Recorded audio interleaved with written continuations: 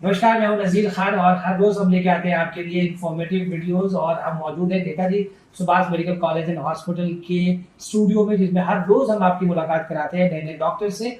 वो डॉक्टर जिस फील्ड से जुड़े रहते हैं, जिस फील्ड से वो ताल्लुक रखते हैं, उनका जो स्पेशलाइजेशन होता है उस पर हम बात करते हैं। और आज हमारे साथ स्टूडियो में मौजूद हैं डॉक्टर जानवी, जिनसे हम बात करेंगे महिलाओं में होने वाले समस्याओं के बारे में। डॉक्टर जानवी, आपका बहुत स्वागत है हमारे Netaji Subhash medical college hospital के हेल्थ स्टूडियो में। Thank you, Nadir. Thank you for inviting me as a stage guest speaker. जी, ठीक है, जो सवाल है आप पे मुझसे पूछ सकते हैं। जैसे कि आपने शुरू में ही कहा कि महिलाओं में होने वाले सवाल को हम ज़्यादा लेंगे। गायनी में क्या-क्या प्रॉब्लम्स जो अमूमन तौर पे देखने को मिलता है कि अ, आपके पास जो नंबर्स ऑफ केसेस यहाँ पे आते हैं, वो किस तरह के केसेस आपको इस हॉस्पिटल में ज़्यादा मिलते हैं? देखिए, जैसे कि ये जो मेडिकल कॉलेज है, नेताजी सुभाष मेडिकल कॉलेज, ये पटना से सटा हुआ कनेक्शन और पेरीफेरी में इससे बेहतर हॉस्पिटल मुझे नहीं लगता कि यहाँ पर कहीं भी उपलब्ध नहीं है। यहाँ पे सारे स्टैंडर्ड सुविधाएं उपलब्ध हैं, सारे जितने भी एडवांस इमेजिंग टेक्निक्स हैं, सब कुछ हमारे पास उपलब्ध है।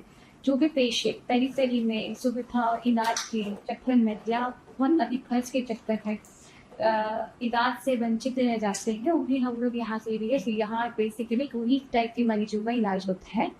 और बेसिकली हम कह सकते हैं कि हर तरीकों कि पेशेंट आते हैं। पेशेंट्स आते हैं, पुअर पेशेंट के साथ साथ जो बहुत वेल ऑफ पेशेंट्स है वो भी आते हैं। हम उनकी सुविधाएं हैं, यहाँ पे प्राइवेट वार्ड्स हैं, सेपरेट रूम्स है, एवरीथिंग हम लोग यहाँ पे सब कुछ ध्यान से। जैसे कि आपने कहा कि यहाँ पे उस तरह के भी पेशेंट आते होते जो कि लो मिडिल क्लास के होते हैं।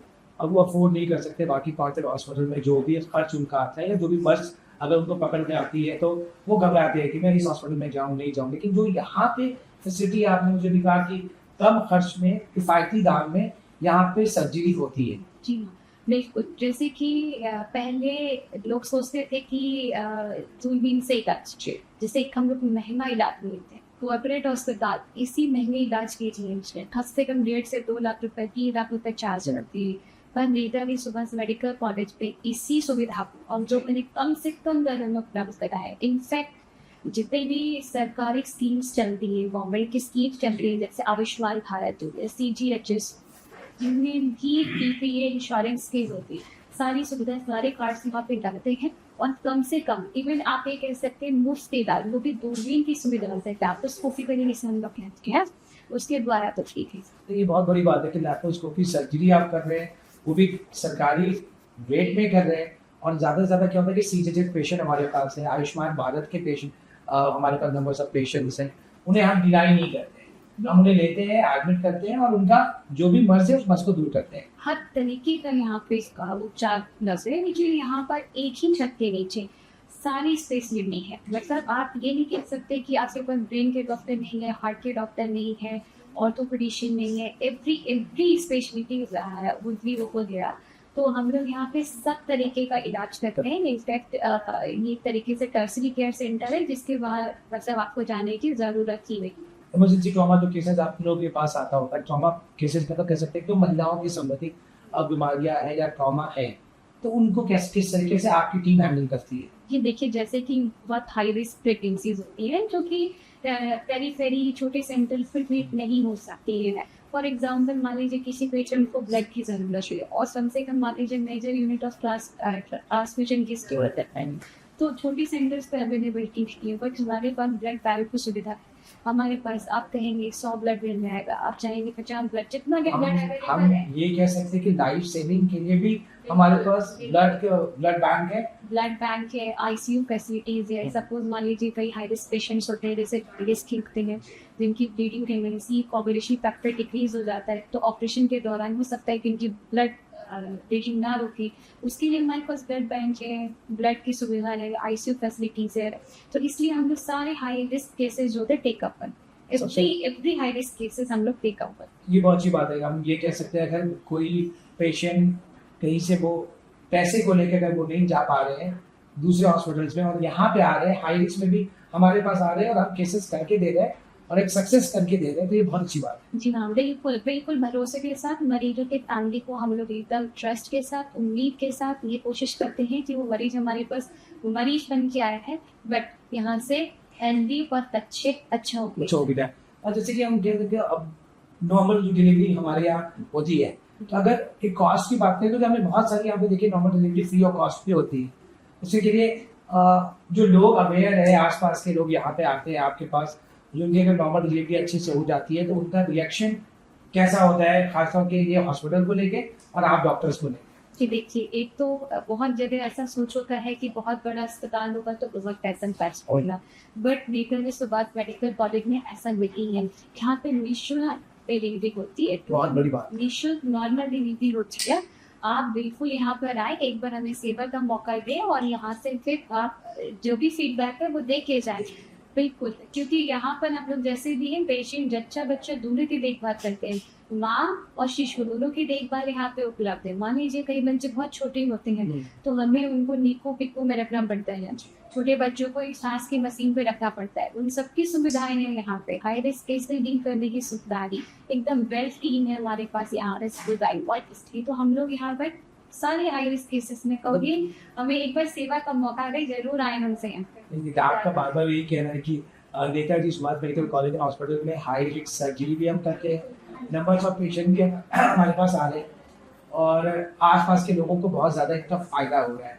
अगर मैं ये बात करूँ कि कभी कभी कॉम्प्लिकेशन भी होता है, हाई रिस्क में बहुत सारे पेशेंट जो हमारे पास आते हैं वो बचते भी नहीं होते, तो बिकॉज पेशेंट है, कोई पेशेंट रिकवरी कर जाते हैं, कोई पेशेंट रिकवरी नहीं कर पाते। उस सिचुएशन को आप लोग किस तरीके से हैंडल करते हैं? देखिए जी, पहले तो मैं ये बताना चाहूँगी कि यहाँ पर जो मॉर्टेलिटी रेशियो है ना, मैटरनल मॉर्टेलिटी मतलब वतन की जो मॉर्टेलिटी रेशियो बहुत ही लेस है, हार्डली मतलब आप ये समझिए कि एक सन में एक ना के बराबर आप कह सकते हैं, क्योंकि हमारे पास इतनी वेल इक्विप्ड मेडिकल टीम है कि वो सारे मिलकर एक साथ उस मदर को उपचार करते हैं। जो भी प्रॉब्लम्स है, सारे एक्सपर्टीज है हमारे पास, स्पेशलिस्ट है यहाँ पे, तो वो सारे मिलकर एक साथ उस पेशेंट को ट्रीट करते हैं। एक तरीके से तो मॉर्टेलिटी ना के बराबर है, बट हाँ ये जरूर कह सकते हैं कि ऐसा तो नहीं है जहाँ उपचार हो रहा है वहाँ मॉर्टेलिटी नहीं होती, डेफिनेटली होती है। बट ये कब होती है, इस कंडीशन में होती है जो पेशेंट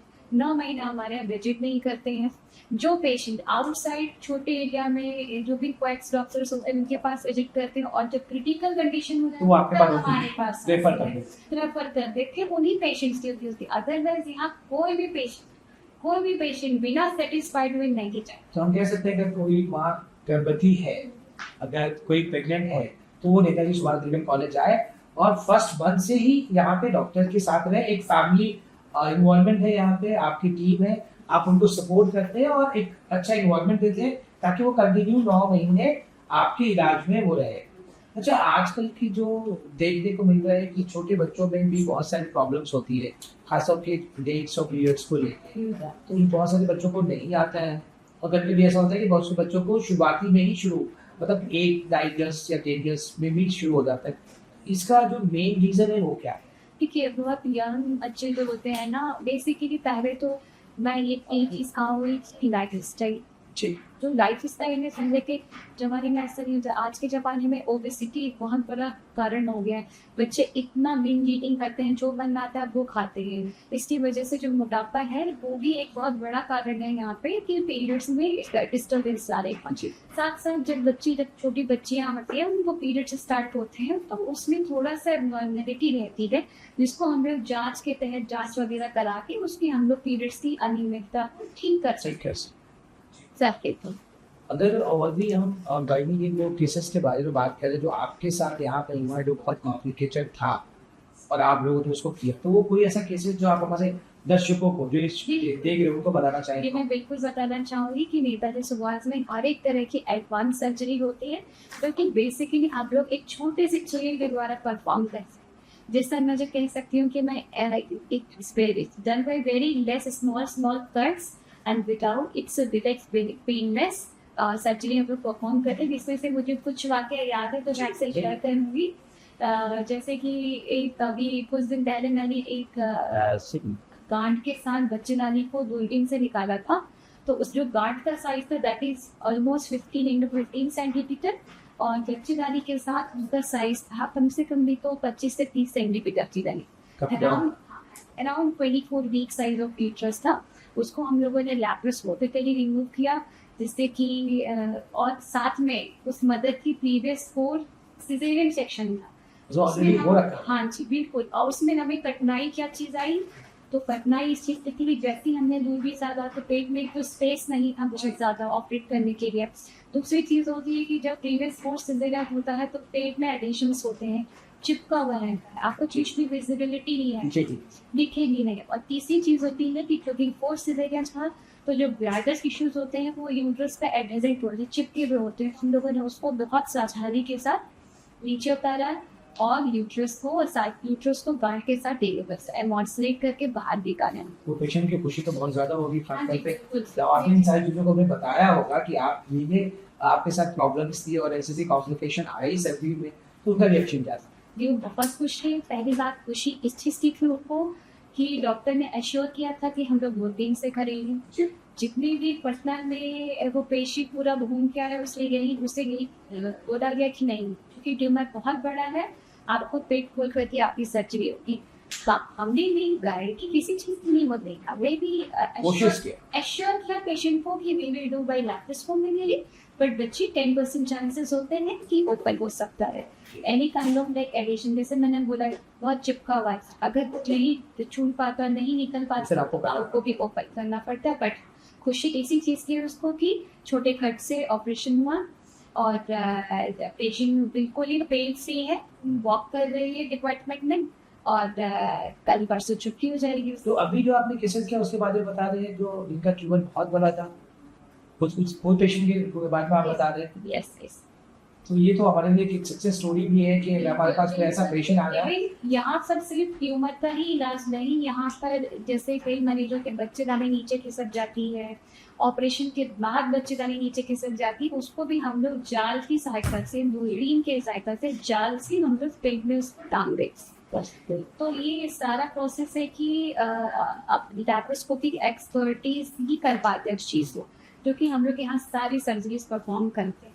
एक बहुत इम्पोर्टेंट सवाल मेरे दिमाग में चल रहा है, बिकॉज आजकल का जो सिनारियो है उसमें देखने को मिलता है कि अगर कोई प्रेग्नेंट है तो उसमें क्या वो डॉक्टर के पास जाने से इसलिए ज़्यादा कतराती है कि उन्हें दिमाग में ये बातें चल रही है कि हम डॉक्टर्स के पास जाते हैं, मेरा 7 मंथ है, 8 मंथ है या 9 मंथ हो गया, तो डॉक्टर नॉर्मल डिलीवरी ना करके ऑलमोस्ट ज़्यादा सिजेरियन पे ही फोकस करती है।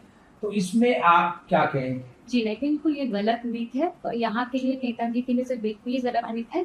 यहाँ पे जितने भी डॉक्टर्स हैं सब इसी सोच में रहते हैं कि चूंकि किसी पेशेंट का पहला बच्चा है और हम सिजेरियन ना करें, हम लोग कोशिश करते हैं कि वो नॉर्मल डिलीवर हो, अनके सेटिंग कोई हाई रिस्क ना।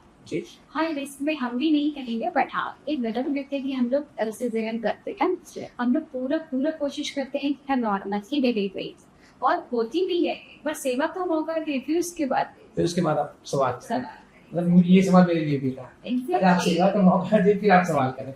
अच्छा, आखिर में क्या मैसेज देना चाहते हैं हमारे दर्शकों को जो कि ये हेल्दी शो हमारा देख रहे हैं, क्योंकि हमने शुरू में कहा कि सेहत का ख्याल रखते हैं, आपको इन्फॉर्मेशन देते हैं, तो आप हमारे दर्शकों को क्या मैसेज देना चाहते हैं? मैं आप सभी को यही कहूँगी कि एक जो ये गर्भावस्था होती है महिला की एक जटिल अवस्था है, इसके लिए आप अपने डॉक्टर से संपर्क करें और मैं चाहूँगी कि आप हमारे पास आए, एक बार हमें भी सेवा का मौका दें और हम लोगों से संपर्क करें। जैसे ही आप गर्भवती होती हैं, घर पे ला रखें, as soon as possible you conceive your just visit to Netaji Subhash medical college और यहाँ पर अपना प्राथमिक उपचार कराएं, 9 महीने हमारे साथ जुड़े रहें और नॉर्मल डिलीवरी का आनंद लें जच्चे बच्चे के साथ। बहुत शुक्रिया, आपने अपना कीमती वक्त निकाला हमारे हेल्दी सेगमेंट और हेल्दी प्रोग्राम्स के लिए, इन्फॉर्मेशन प्रोग्राम के लिए।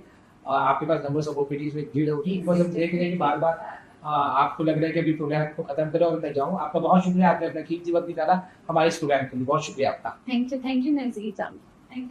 दर्शकों, आज हमारे साथ मौजूद थी डॉक्टर जानवी, जो कि गायनेकोलॉजिस्ट है Netaji Subhash medical college and hospital में। नंबर्स ऑफ सर्जरी ये बहुत ज़्यादा यहाँ पे, नॉर्मल डिलीवरी भी होती है, लैप्रोस्कोपिक सर्जरी में जो क्रिटिकल केसेस भी होते हैं वो भी बहुत अच्छे तरीके से यहाँ पे हो रहे हैं। और आज का जो इन्फॉर्मेशन था आपको बताने के लिए कि गायनेकोलॉजी पे जो भी प्रॉब्लम है, आपको स्त्री रोग विभाग हमारे पास है, वहाँ पे आप आ सकते हैं और जो भी आपको प्रॉब्लम है डायरेक्ट हमारे पास टीम है, डॉक्टर्स है, आप अपना अच्छा इलाज कराएं। अब यानी वक्त हो चला आपसे इजाजत देने का, मुझे यानी नजीर खान को दीजिए इजाजत। नमस्कार।